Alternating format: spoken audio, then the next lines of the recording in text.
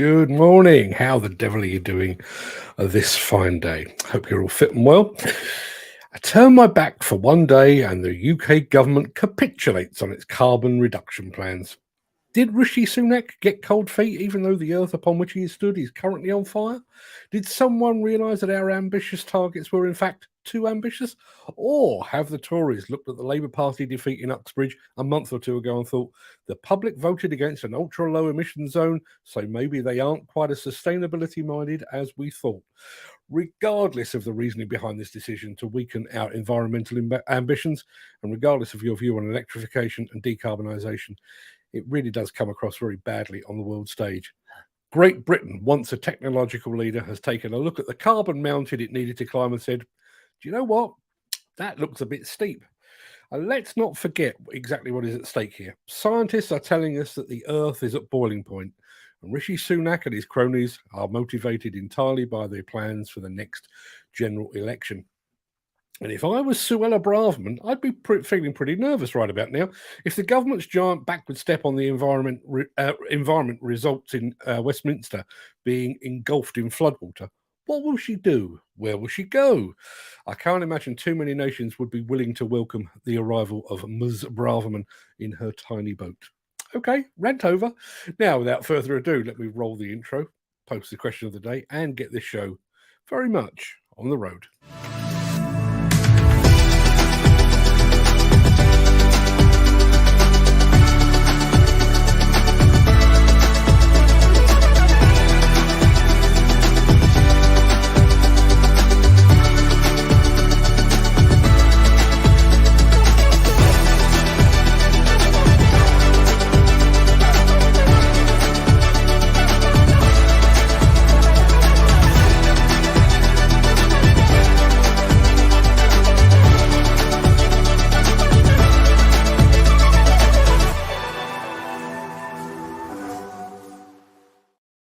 It is Thursday. It is Thursday, the 21st of September. Welcome to this beacon of stability in a sea of uncertainty that is the Breakfast Show.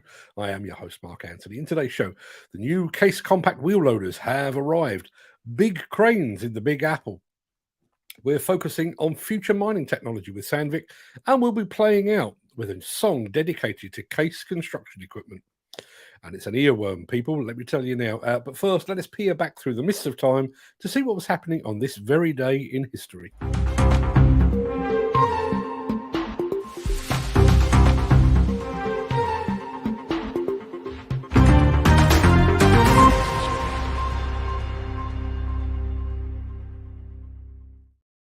On this day in 1903, the world's first cowboy film, Kit Carson, premiered in US cinemas. In 1915, and I know Peter McKenna has sent me this as well, a man called Cecil Chubb purchased Stonehenge for £6,600. A lot of money back in 1915. I wonder if he had plans to renovate it or convert it into an outhouse or something. I never did get to the bottom of that. In 1955, Rocky Marciano defeated Archie Moore to retain his unbeaten reign as world heavyweight champion and then promptly retired. In 2004, US punk band Green Day released the album American Idiot, one of the great titles of all time, I think. And on this day, speaking of American Idiot, on this day in 2022, the New York Attorney General filed a lawsuit against Donald Trump and 3 of his children, alleging widespread fraud. So pretty much an average day in the life of the former president. Now, before we get into the real meat of the show, let me remind you very quickly of our question of the day.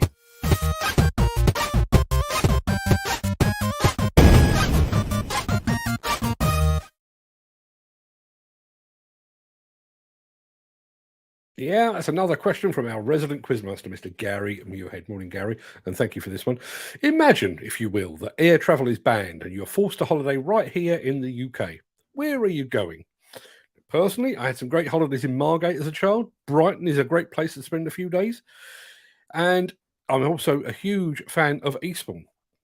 Almost lived in Eastbourne. In fact, if it wasn't for an unexpected turn of events a few years ago, the Breakfast Show would be coming to you right now from Sovereign Harbour. But it isn't. But what about you? If you were forced to holiday here in the UK, and I say forced, I know some people choose to do that. If you are forced to, if you have to holiday here in the UK, whereabouts are you going to go? let me know in the chat. We'll get back to that at the end of the show, but we need to move on.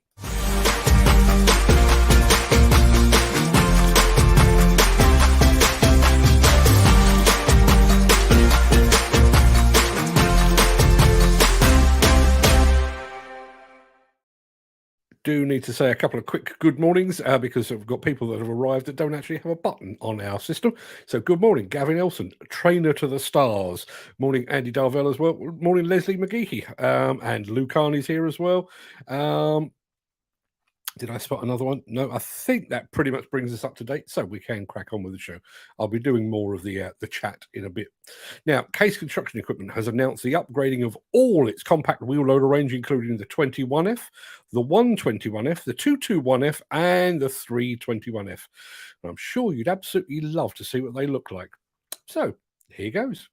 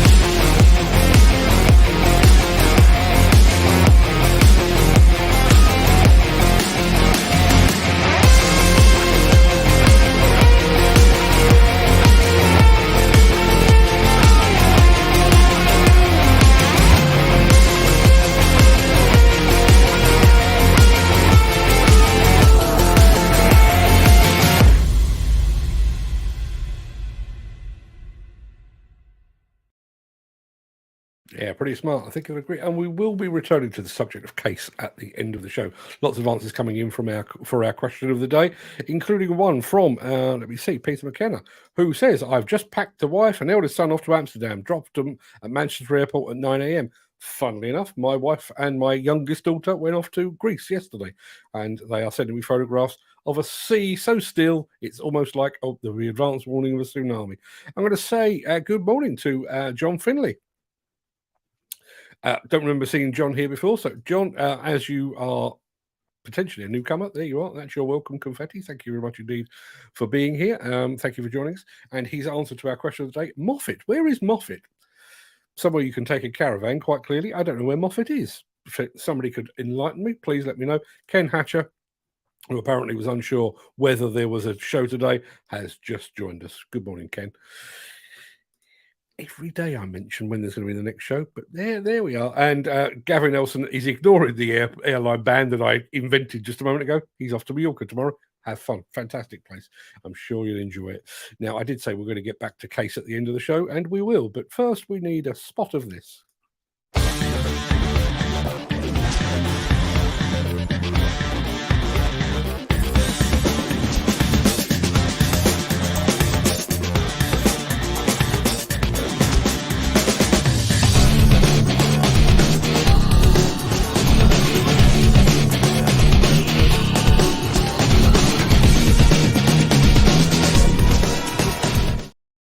Every day is an education. I've just been told by Peter McKenna. Moffat is in Scotland. Thank you very much indeed for that.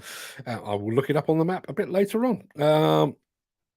Bit of love for the Case machines. Peter McKenna says, I love Case loaders. They're well built, easy to operate. And Glenn Johnson says, a nice loader. And I need to be polite about my wife because apparently she's watching live from Greece. Good morning, Ruth. Thank you for joining us. Get back to your cocktail. Now, if all goes according to plan, this time next year, I will be in Las Vegas yet again to attend the Mine Expo exhibition. Of course, I'll be there primarily to see the big equipment from the likes of Caterpillar, Liebherr, and Komatsu. But I'm also planning to check out some of the hottest tech from the mining sector. And that includes tech a bit like this. The world needs minerals for the clean energy transition. Mining is vital for this change. We are leading the way by driving the biggest technology shift in the industry's history. Our vision is to enable the sustainable mine of the future, a mine that is automated, digitalized, and 100% electric. Electric mining equipment reduces energy consumption, greenhouse gas emissions, and ventilation needs. It is also more productive and powerful. The shift is already taking place. Mines all over the world are becoming more sustainable and are starting to operate electric equipment. And Sandvik is the leader in electric mining solutions. We make the shift, advancing the world through engineering.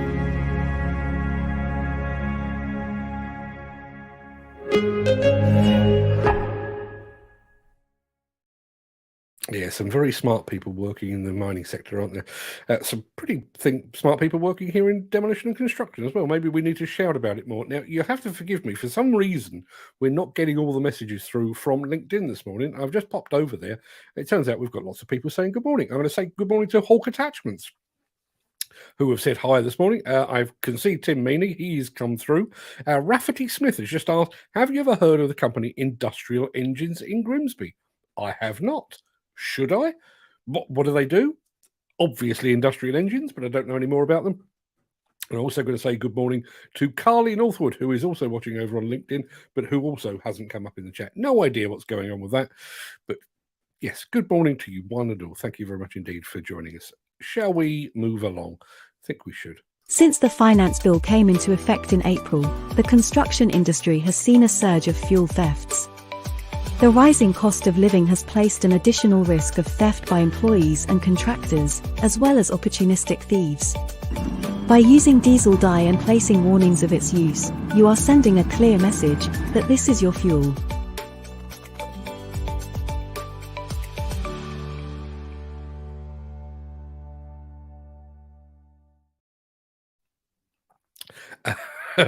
Gary Muirhead has just commented on my wife. As he is entitled to do, wine for breakfast, the stuff of legends. Yeah, I think the wine at breakfast started at about 2:00 yesterday morning, and it's been going ever since. She does the drinking for the two of us. Let's have a look. There was one that I wanted to pick up on. Ken Hatcher says, I always remember Sandvik making hacksaw blades. They did indeed. And also, and I've never bothered to check the validity of this, I was told once that apparently the company Nokia, famous for their indestructible phones that never needed charging, Nokia actually started out manufacturing toilet paper. Toilet paper. Who knew? As I say, may or may not be true. I'm not entirely sure. Now, I find myself, there's only one of me, I find myself on the horns of a dilemma this morning. I've said it before and I'll say it again.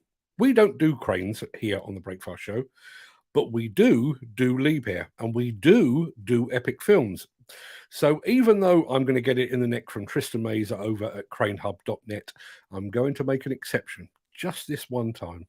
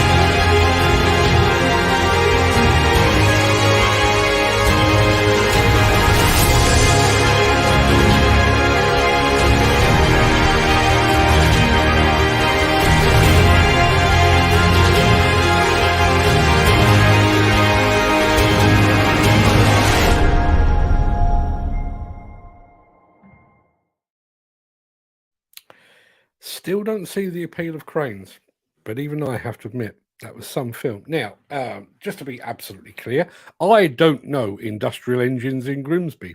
Turns out somebody in our audience does. And if I can find it, yeah, well, there we go. Chris Ford says industrial engines, Jim and Ham Smith, great lads to deal with. And then we've heard back, for some reason, the message has now got through. Rafferty Smith says, yes, Mark, everyone who has anything to do with construction machinery should know about them. Please see the link to the website. Feel free to reach out. Rafferty, I shall. I need to know more. I'll be giving you a call after the show. I won't keep your number on the screen just in case you're inundated. Maybe you'd like to be inundated. I'll put it back. I'll leave it entirely up to you. Now, we do need to get back to the show proper. I say the show proper. We're about to play a song, and it's going to stick in your head for the rest of the day. If you're the sort of person that hums to yourself, you might want to check out right about now. If you would like to buy a limited edition Break Fast show sticker, head on over to buymeacoffee.com/demolition news/extras. JCB has had a song written about its equipment. Caterpillar has had a song written about its equipment. John Deere has had a song written about its equipment. Hell, even the Breakfast Show has had a song written about it. Thanks for that, Chris. So it's probably only a matter of time before Case joined the construction equipment hit parade. Earworm approaching, people.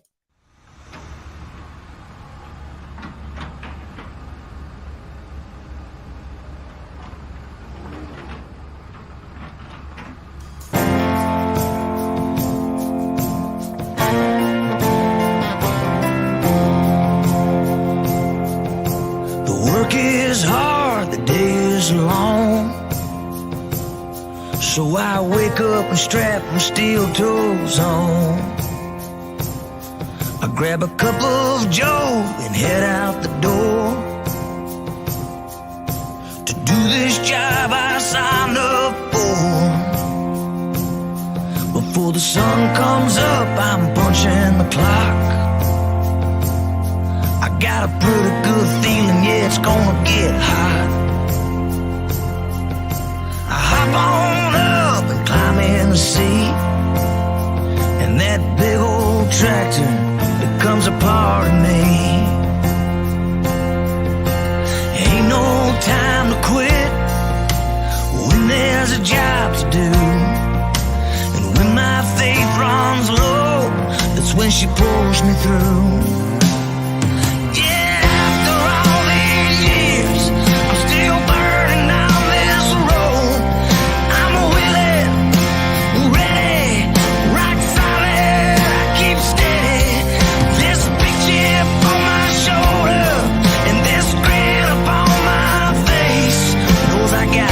Man, 'cause I'm on the case.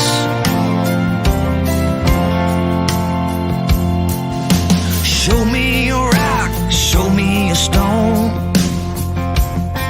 and I'll show you how to bust through it all day long. And if you think there's a load too heavy to lift,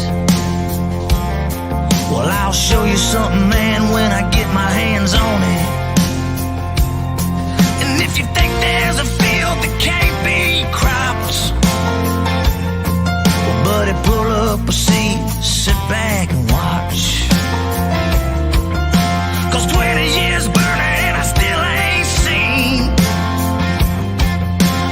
nothing too tough for this big mean machine. Yeah, after all these years, I'm still burning down this road.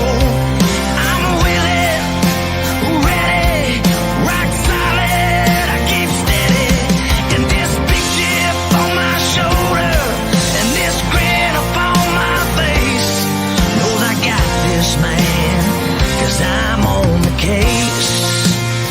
Yeah, I'm good to go.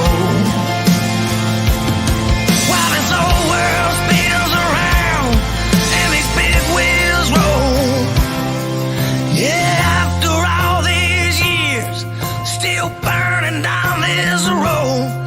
I'm willing, I'm ready, I'm rock solid, I keep steady. And this big chip on my shoulder and this grin up on my face knows I got this, man.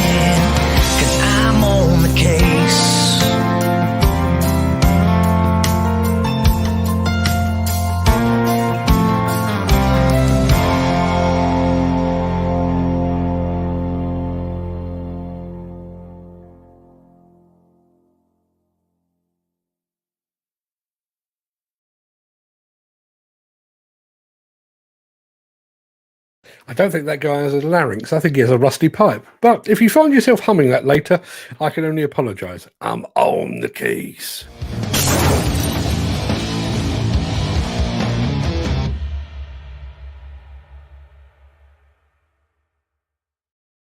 My gripe today is entirely 100% predictable given the British fascination with all things weather related. My gripe is the weather itself. Now, I know it's autumn. I also know that the weather in Britain is at best unpredictable. However, so yesterday I was due to drive up to Cheltenham to spend some time on site. The night before, I checked the weather app on my phone and it said there was a 30% chance of rain.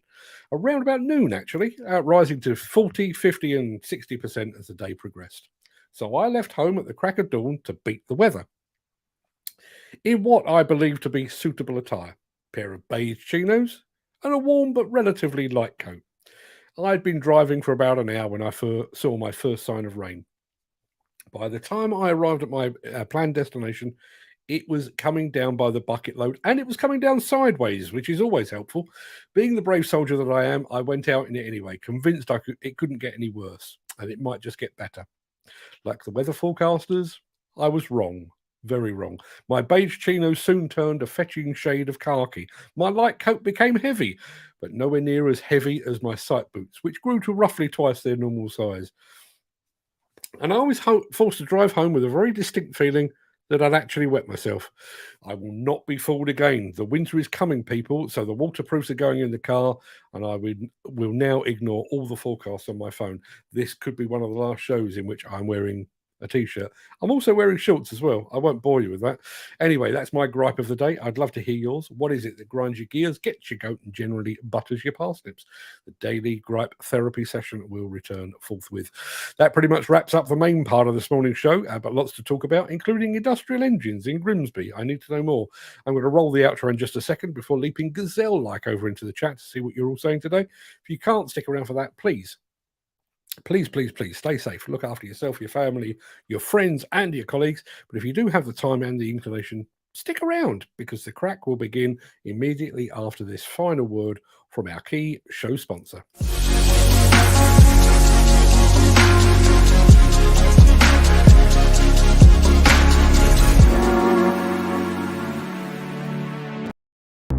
Let's have some music.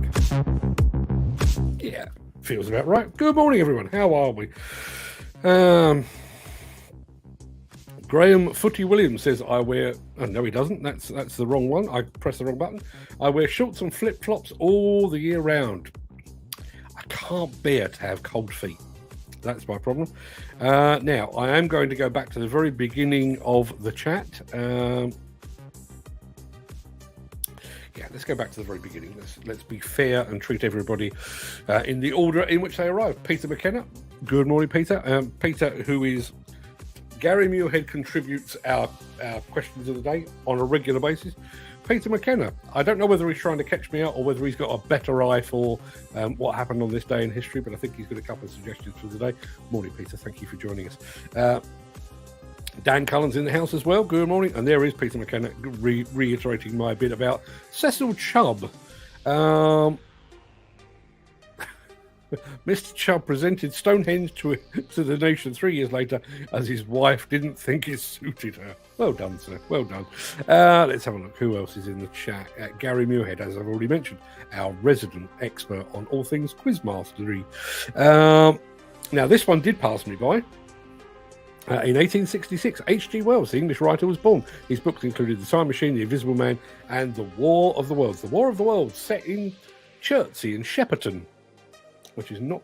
I used to have an office in Shepperton, and there was a pub very close by that had lots of War of the Worlds stuff up there. In addition to which, I live in Epsom. I live in Stoneleigh, actually, just on the outskirts of Epsom. About a mile and a half that way, there is a pub called the H.G. Wells. Quite a big deal around here. Chris Ford is here. Good morning, crew. How are we all? Well, I am now warm. You know, yesterday I got cold and I got wet. No, the other way around. I got wet, then I got cold. And you know, sometimes you get that sort of cold where you can't actually shake it off. I drove home with a heated seat on, mainly to dry out my trousers. Got home and thought, the only way I'm going to get warm again is a hot bath. Had a hot bath, felt fantastic. Got out of the hot bath. Nope. Cold again. Cold again. Yeah, I'm not looking forward to winter, I have to say. I'm going to be staying here in the warm and dry. 1832, the death of Sir Walter Scott, Scottish historical novelist, playwright and poet. His work included classics such as Ivanhoe and Rob Roy. Yes, both of which have been turned into movies, funnily enough. The Scott Monument in Edinburgh, see the picture, is the largest monument to a writer in the world. Is that right? Is that right? It's only a matter of time, obviously, before I get my own. You know, with the Demolition Insider growing by the day, you'd have to think it's only a matter of time before somebody erects a statue in my honour. Maybe not. Graham Footy Williams is here. Glenn Johnston is here. We've got a LinkedIn user, which may or may not be Gary Major. Not entirely sure, but we had a bit of a miscommunication with LinkedIn this morning. Lots of messages not getting through.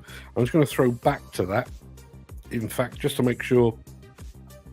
No, I think we got them all. But it was nice to see Hawk Attachments in the house. Always nice to welcome anybody from the business, basically. Let's have a look.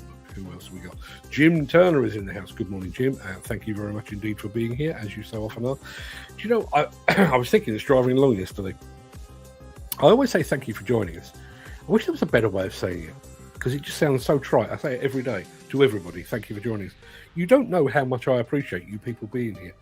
You imagine the day when I turn on and you know, I've got a little, it is, I know you can't see it, but up there on my screen, I've got details of who's watching on which platform. Imagine if I turned on one day and there was nobody here. I was just talking to myself. I mean, I do that anyway, but yeah, that would be pretty uncomfortable. So I really do, everybody, thank you very much indeed for being here. I really do appreciate your company. Like the War of the Worlds, I thought that was a really good film and soundtrack. War of the Worlds, wasn't that the H.G. Wells radio play that basically brought America to a standstill? Apparently it was considered so realistic for its time that people actually thought we were under attack by aliens.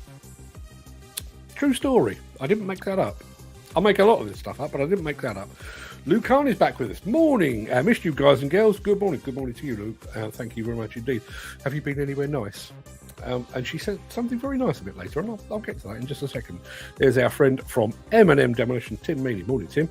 How are things in the field of demolition? I hope you're busier than some. Hearing a few horror stories coming in from around the UK demolition industry, including lots of people basically twiddling their thumbs and not having a great deal of work. Hope it's better down where you are. This is our question of the day. This is our question of the day. I'm claiming responsibility for it. It's actually Gary Muirhead's question of the day. What is your favourite UK holiday destination? As I said, as a kid, Margate. Loved Margate. Bit older, Brighton. Spent weekends in Brighton. Funnily enough, and I'll clarify afterwards, I spent a weekend in Brighton with Lou Carney once. I was with my wife, or she was my girlfriend at the time, and Lou was with her partner as well. So it was all above board, I promise.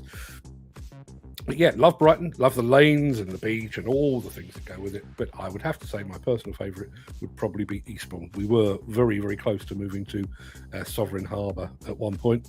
Never came off. Still regret it to a degree, but such is life. Mark Whiting's in the house. Morning, Mark. How are you, my friend? Hope you're all fit and well. Graham Williams says, don't go to Wales unless you want to drive at 20 miles an hour. Yeah, good point. 20 miles an hour.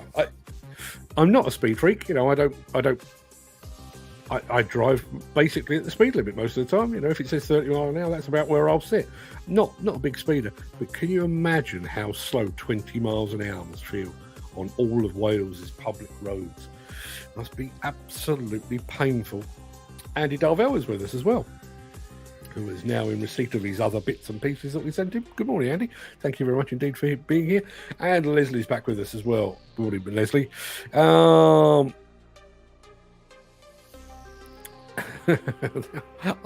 Funnily enough, the system that I use to generate our history question, not our history questions, but you know what happened on this day in history, didn't mention this. The best part of the Stonehenge story was that his wife hated the gift and forced him to get rid of it. Can you imagine? There is anybody that knows the works of Eddie Izzard, and I'm a huge fan, will know that he does a whole thing about Stonehenge, about it being a henge. Are there other henges about the place? I'm sure there must be other henges, but he also talks about the fact that the stones for Stonehenge were actually from a quarry in Wales, 200 miles away, and then he goes into a whole thing about could you push the rocks to our planned destination, and 200 miles later the Welsh labourers are saying, hang on a minute, you didn't say it was 200 miles. Go look it up. You'll enjoy it. Cornwall all day long, says Gavin Nielsen. I have a funny feeling that Luke Arney may be in agreement with you on that. Going back to Cecil Chubb's wife, typical woman. Yes. Now, I don't know whether she's still watching, but yes. Women, never satisfied. She's going to be back home in a week. She's going to hit me. I know she is. Question of the day. Plymouth. Love. I'd never go abroad. I know some people are quite happy to be here in the UK. And, do you know, it is one of those weird things. I mean, I grew up in London, but I visit London from time to time to go and have just a mooch about, around South Bank or Shoreditch or, or Camden. I'm a huge fan of Camden. You go and have a mooch around. And it is a constant reminder, actually, London is brilliant. It really is. And other cities as well. You get up to York or Leeds. Last time I was in Leeds, along the Leeds waterfront, absolutely fantastic. Wouldn't think of going on holiday there, but yeah, absolutely fantastic. I think we overlook it sometimes. Rafferty Smith, what a fantastic name. Sounds like a villain in a John le Carre book. Rafferty Smith, what a fantastic name. Have you heard of the company Industrial Engines in Grimsby? I hadn't, but I have now. And not only have you sent me a link to your company's website, but Peter McKenna has sent it to me as well. So immediately after this show, I'm going to click the link and I'm going to learn all about industrial engines. I feel like I've overlooked something, and I don't know why. Peter McKenna, I love Dunoon. I love any time around about midday. I love Dunoon and Cornwall. Yeah, it's quite. Question of the day. Gary Muirhead says, his answer to his own question of the day: Blackpool brings back a lot of childhood memories when my mother and father would take the whole family on our summer holidays during the Glasgow Fair. Yeah, I'm doing this purely based on things that I've been told. Blackpool is a big thing for the Scots, right? I mean, I realise they're not exactly next door to each other, but I'm sure somebody else has told me that come the summer holidays, the Scots do like a pop to Blackpool. I'm sure I've heard that somewhere. Amsterdam was a gorgeous city, but kills me doing all the walking. Yeah, I used to. I've had some fantastic times. Let me be clear, I'm not talking about hookers or weed. I've had some fantastic times in Amsterdam. But the last time I was there, I was struck by the fact of how very homogenised it's become. It used to be just the right side of seedy and sleazy and what have you. And yet you walk down some of the roads now and there's a Next and there's an H&M and there's a Starbucks and a Costa Coffee. It's all become a bit bland. You could be anywhere. You could be in the centre of London, you could be in Maidstone in Kent, or you could be in Amsterdam, and they all look exactly the bleeding same. Sad. Question of the day. Dan Cullen. Support your local economy. Well said, sir. Well said. I'd still rather go to Italy, though. A little fishing village in Cornwall called... Now, am I getting this right? Is this spelled correctly? Mevageti? Mevageti? Does anyone know of a Mevageti? I don't know. Gary Muirhead saying good morning to my good lady wife, who is probably sat there burning in the sunshine with a large cocktail in her hand. She does that here, to be perfectly honest. I've just packed the wife and eldest son off to Amsterdam, dropped them at Manchester Airport at 9 a.m. At least it's the civilised flight time. John Finley, Moffat with my caravan, which we've decided is in Scotland. Moffat in Scotland. Whereabouts is that? Is it one of the... I guess it's coastal, is it? I don't know. I need to look it up. I need access. What I need is an assistant. If anyone watches Joe Rogan, I'm sure some people do. If you watch Joe Rogan, he can just say to his assistant, pull that up, and somebody pops up on the screen. I should be able to say, where is Moffat? And an assistant will say, it's here. AI needs to catch up with me and be my assistant. Nice little shovel, says Dan Cullen, about the new Case compact wheel loaders. Totally agree. Peter McKenna, I love Case loaders, and they're well built and easy to operate. Yeah, they do. They do look very, very smart indeed, and easy to operate. I've driven a few of those. I remember back in the day, this would have been late 1980s. I would have guessed about 1989 or thereabouts. I was invited to the launch of a Case wheel loader. And the way that the PR company did the launch at the time was that they sent us a tiny little cardboard box about that big and about that deep, kind of like a deck of cards box. And within the box was a pair of wheels attached on a metal axle. And basically the idea that, within the box was an invitation to the event. And the idea was that here is a part of a model. If you come along to our event and the launch of said machine, we will give you the rest of the machine and you can snap your axles on and you've got a complete model. What is that? 34 years ago? Still remember it. Well done to the people at, I think that was TradeLink band, and that my old mate Peter Anderson and Bruce Gubbins. Bruce sadly no longer with us. Fantastic pair of guys. I haven't spoken to Peter for a while. Need to do that. Good morning, says Ken Hatcher, who was uncertain about today. Now, on that subject, right? Let's get your diaries out, particularly you, Ken. I'm here tomorrow. I'm here on Friday. I'm here for a marathon show on Saturday. We are aiming for 4 hours and 28 minutes because I'm a lunatic. And then next week, nothing. No shows at all. I'm in Ireland on Monday, Tuesday. I've got to get ready on Wednesday to go to Italy Thursday, Friday, Saturday. Nothing next week. No shows at all. If I can, I may well fire up our AI avatar newsreader, Demolition.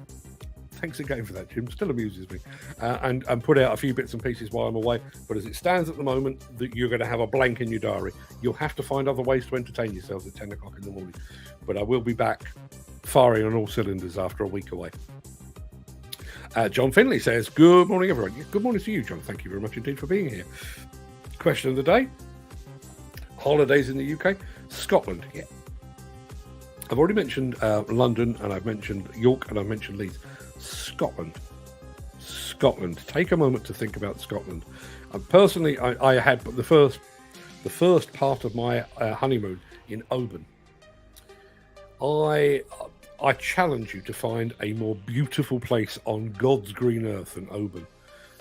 It's a bit wild, it's a bit woolly, but man alive. As landscapes go, Oban has got the lot.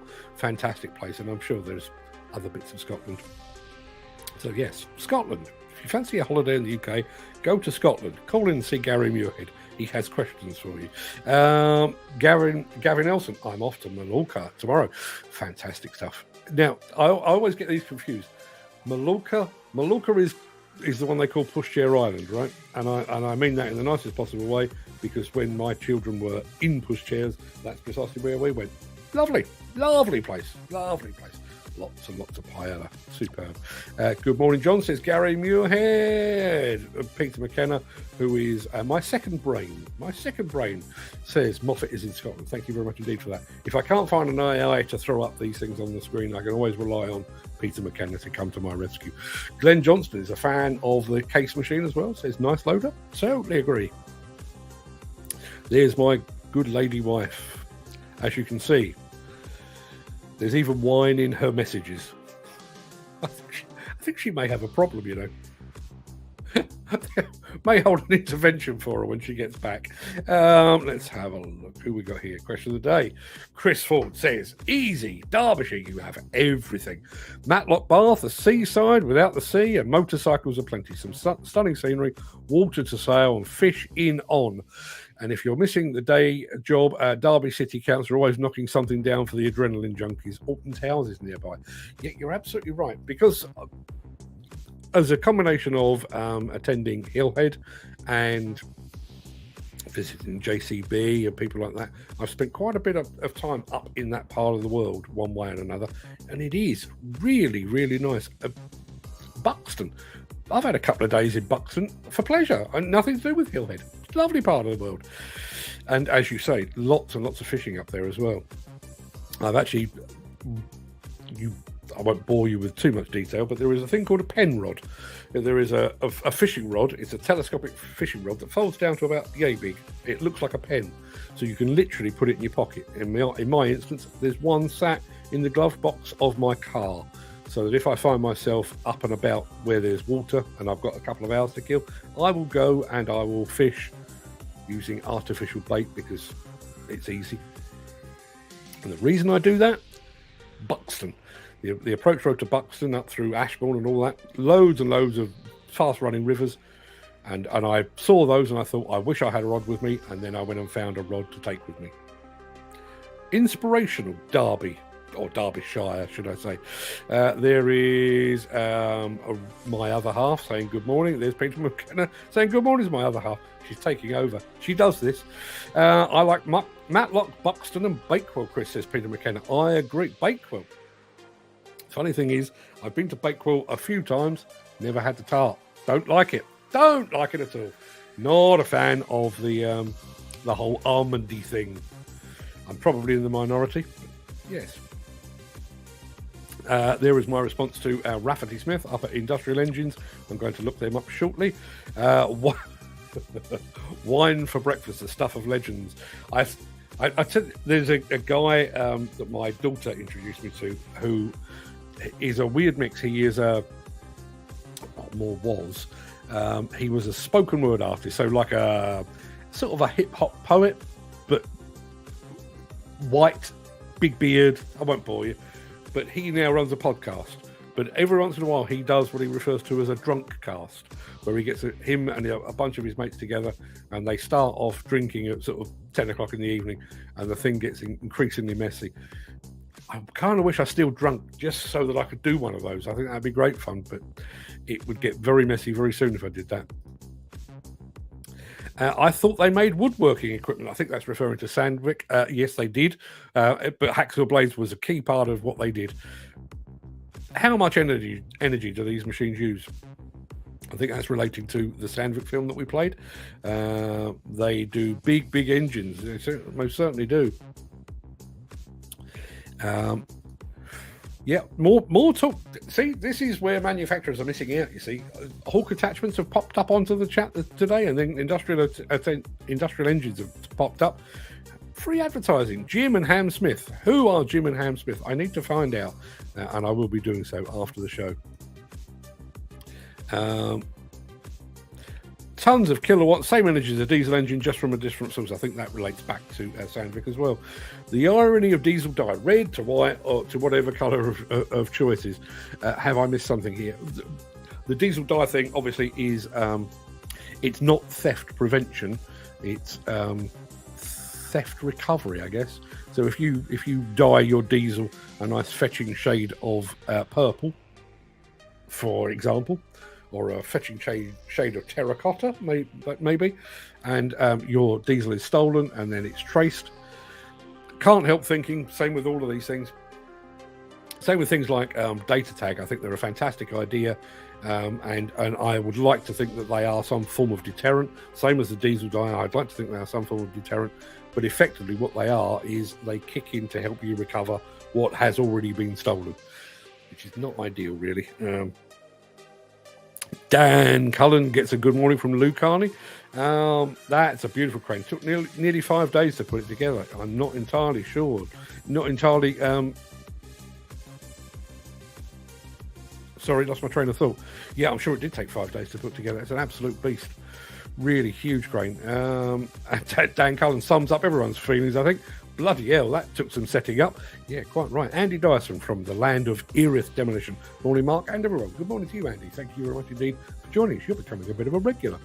Not got enough work to do so? Bet you have. Bet you have. Erith, always busy. One of the UK's finest purveyors of all things demolition. Carried on one of the most advanced heavy lift ships, according to Peter McKenna. I know nothing about these things. And how can it stay afloat with them on board? I'm sure they've thought about that before. There's our mate Rafferty Smith, fresh from his villainous duties in a John le Carré movie. Feel free to reach out. I'm going to give him a bell after this and find out what he's all about. I'll report back. Now, that's how it's done. That's the Liebherr cranes as well. Thank you very much indeed, Peter McKenna. He's also sent me the link for industrial engines over on our WhatsApp group. And if you're not already a member of our WhatsApp group and would like to be, check the chat, because I've just posted a link to it right now.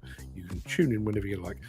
Missed you, Peter McKenna. My days are not the same without the Breakfast crew. It's a wonderful start to the day. Content ain't bad either. Well, thank you, Lou. That's my day made. Kerry Jones has joined us from Welsh Wales. I don't know what it is. We seem to have quite a contingent from Scotland and from Wales. What is it that we're doing? Speaking of which, I just completely randomly, I was up in Cheltenham yesterday, stood in the pouring rain. Who pops up? Ed Butler. Ed Butler just arrived completely by chance. He's not here today, but good morning, Ed, if you watch this on catch up. And we were saying, haven't heard from Steve Williamson for a little while. I would imagine he is one busy bee right about now. But yeah, lovely to bump into Ed completely unexpectedly. Wow, that's a catchy song from Case. A little too catchy for mine. And what is it? If you said you had to write a song for an American construction equipment manufacturer, that voice, I'm on the keys, that's exactly what you'd come up with, isn't it? Can't imagine Sam Smith singing a song about construction equipment. Tim Meany's a fan, championing the construction workers. Top draw. Not sure I'd go that far. I don't think I'll be playing it again voluntarily. I may be humming it for the rest of the day. Yes, it did chuck it down for hours, Dan. You're absolutely right. And the worst thing was, we went out in the rain when it was fairly light, got some footage in the can and thought, we'll duck out now and then we'll go back out the next time it eases up. It didn't. It just, every time you thought it can't get any worse, it then did.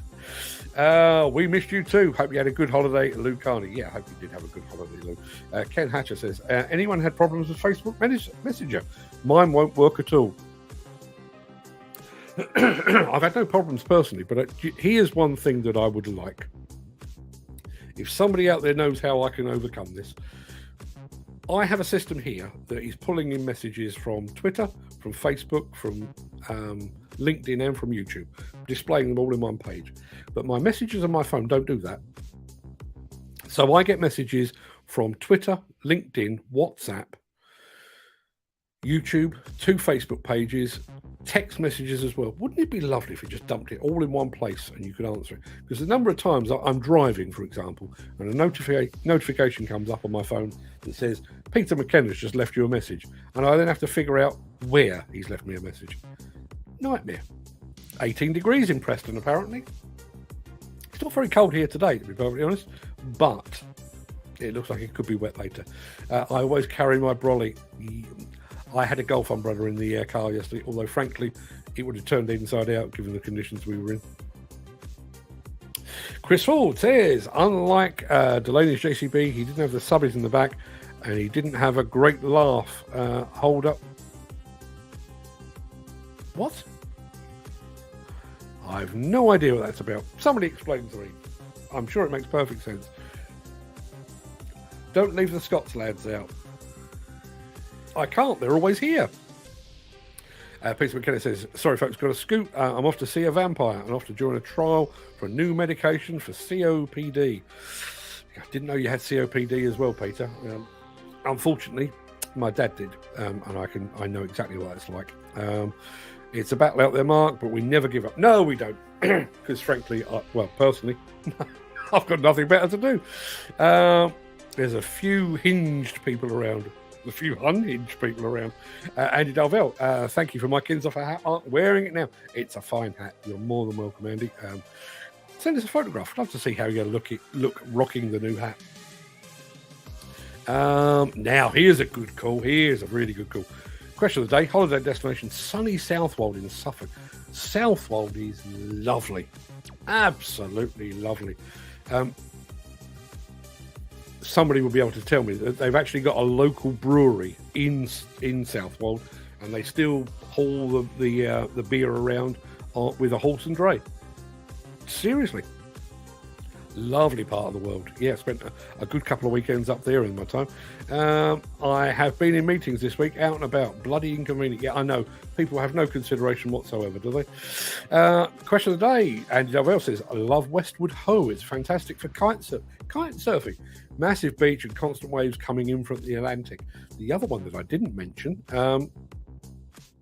is Canberra Sands. Canberra Sands, although Canberra Sands not for a summer holiday, Canberra Sands around about a month's time when it started to get a bit colder. So big woolly jumpers, scarves, hats, and take your dogs to Canberra Sands. That's a couple of days well spent. Mevagissey, apparently. Mevagissey in Cornwall. Thank you. Never heard of it. Don't know Cornwall at all. Hookers and weed. Better not have that as a question of the day. There again, yeah, I'm going to skip that. I think it's probably best not to reveal what happens in Amsterdam and Las Vegas stays in Amsterdam and Las Vegas. Question of the day. Cornwall for sure, says Luke Carney. Just amazing. Yeah, always enjoy it when I go there, but never. Well, apart from, I'd love to go back to Padstow. I had a couple of days down there a few years ago. Went to Rick Stein's restaurant, and very good it was too. I'd like to get back there at some point. Scotland, too many midges get bitten a lot. Yeah, that is, and I would say exactly the same. I know our friend Nick Drew is a huge fan of Finland, but you time your visit to Finland wrong, and you get exactly the same thing. Absolute bloody nightmare. It really is. Having said that, I was in Bavaria last week, and I was absolutely bitten to pieces. You can't see it, but on my eyelid, I've got a bite, and what is it, a week old now, and it is still hurting like buggery. Yeah, literally, we were having dinner in a marquee, and 10 minutes after we started, people started coming around with insect repellent. By that time, it was too late. I think I mentioned I got bitten on the back of my head so badly, it bled. It's actually bleeding from my head. See, the struggles I go through for you people. Mevagessy says, Andy Dyson, thank you for the clarification. You see, I don't need AI after all. You people just do it. You take care of me. Don't use it. It will fall apart. I used to sell them when I had a fishing shop. They are crap.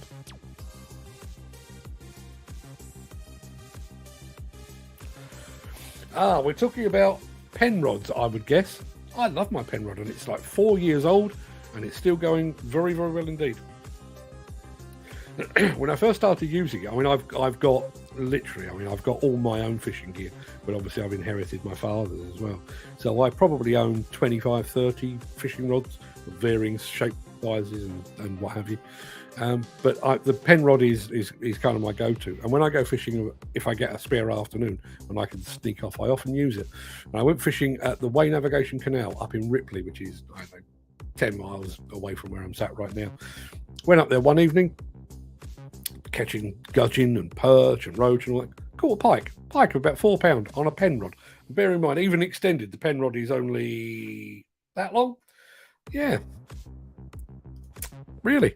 If you're popping down to Kent anytime soon, the Construction Expo in October may be worth a visit. I'm looking forward to seeing how many construction workers are finding the industry at the moment. Yeah, I have had an invitation to the Kent Construction Expo. I went a couple of years ago, and it's fine. It's absolutely dandy, but it's not really my bit of the industry. And there seem to be an awful lot of like consulty types there rather than actual construction people. Maybe I timed my visit badly. I'm with Lou. This is one of the best. This is one of the best content and great people who I now call friends. Peter, Mark, Lou, Jim, Nigel, Graham, Andrew, Gary, Kenneth. I'd missed the show if the Wi-Fi went down. Yeah, welcome to the community, people. You see. Does anyone, you guys, know Tomax flow for a Muncher's pressure bar? I'm going with Andy Darvell on this. Depends what muncher, mate. Do you want flow or pressure? I don't know. Where is Nick these days? Not seen him around. I'm assuming Nick is very busy. I mean, we've not seen Nick on the show, and we've also not seen Peter Haddock on the show either for quite some time, which is a shame. I'm sure I see lots and lots of stuff from Peter over on LinkedIn. I would imagine they are just very, very busy guys. And they deserve to be. I know during COVID and the resulting lockdown, both of them put in an awful lot of graft, building their audiences and building their network and what have you. And I would like to think that is now paying dividends, and they're both up to their eyes in work. I sincerely hope that's the case. Probably need to give them both a call. I did drop them a line. We've got our own WhatsApp group. I did drop them a line before I went off to Italy on holiday to say that I hadn't spoken to them both, and we did exchange a few messages. But yeah, do need to catch up. Peter, Nick, if you are listening in, hope you're fitting well. Lou in Cornwall says, Graham, Footy Williams, both float and pressure, says Dan Colin. I live in Brixham in Devon, says Graham Williams. Will we ever see Neil Edwards back on the show? I'm working on it. Just to for those of you that do recall, obviously Neil Edwards was the CEO. He still is actually CEO of Builders Conference, but Builders Conference was bought out about a year ago, and the plan was to take the BC Live League table upon which he based all of his statistics and upgrade it. And the company that have bought it they've done a lot of hard work. They've done an awful lot of stuff to do that, but as a result, it's become quite complex. So rather than delivering, thousands upon thousands of new contract leads, the number has gone down. So while that's being fixed, they've kind of, I wouldn't say they've shut up shop, but they've kind of taken a bit of a step back, a bit like Rishi Sunak and his sustainability, taken a bit of a step back. But I had lunch with Neil a couple of weeks ago. He is still hoping to come back on the show, and even if I bring him back on the show just to talk in general terms, I'd like to do that. So Neil, if you're watching, about time you made a comeback. Like Elton John, need to make a comeback. Basically, they ring up the manufacturer and ask me if the plate isn't on the muncher anymore. Some are a lot lower than normal, says Andy Dalvell. Luke Carney says, I'm sure you went to a little village in Cornwall, Mark, for a job and everything was shut. It wasn't, I always think Mousehole, but I know it's not pronounced like that, but somewhere near. I did. I can't remember where we were either. But yes, we went to a village in Cornwall at about 8:30 at night, and there were restaurants aplenty, none of which were open. So we found ourselves a pub and said we'd like to order some food. No, we stopped serving food. And bear in mind, this is 8:30, and this was September time, so it was end of the season, but 10th. So at 8:30, we couldn't get any food, and the bar staff basically stood behind the bar and watched us drink our drinks until we finally went back up to the bar. I was going to order another drink, and they said, we're closing now. So about 8:45 at night, they closed. So I think we ended up with a bag of crisps each. Not ideal. It's a 30-ton muncher, opens fine, but munching barely. Sounds like it's on a diet. Reflow and pressure, a 300 to 350 bar, 175 litres a minute, flow approximately, depending on make or model, says Chris Ford helpfully. Trying to remember what I had on my Volvo High Reach. I think I used to have 300 to 340 bar and 300 to 400 litres per minute, which is pretty much exactly what Chris Ford has said. So I'm beginning to think they could be right. Andy Dovell says, keep adding bar till a seal goes pop. Maybe don't do that, unless you fancy the afternoon off. Right, people, that is... we've done it again. We've done it an hour. I've got to do this 4 times on Saturday. Can you believe it? Thanks, guys. I'll sort it, says Dan Cullen. Right, people, go and have a fantastic day. I hope the weather is with you. Hope the sun shines upon the righteous, as it should. Yes, as I say, I'm here tomorrow, here on Friday, here for a long, long time on Saturday. We are going for a new record of 4 hours, 28 minutes, or a bit more, depending if my voice holds up, depending if I can think of enough things to say. That shouldn't be a problem. And yeah, then you've got a week off. You get a week off. As I say, I will try to pre-record some bits and pieces before I head off to Ireland and then to Italy. I'll keep you posted. Just keep an eye out on Facebook and YouTube and LinkedIn. If we have pre-recorded something, it will tell you. Everybody, go and have a fantastic day. Really appreciate your input. I'm going off now to phone a Mr. Rafferty Smith.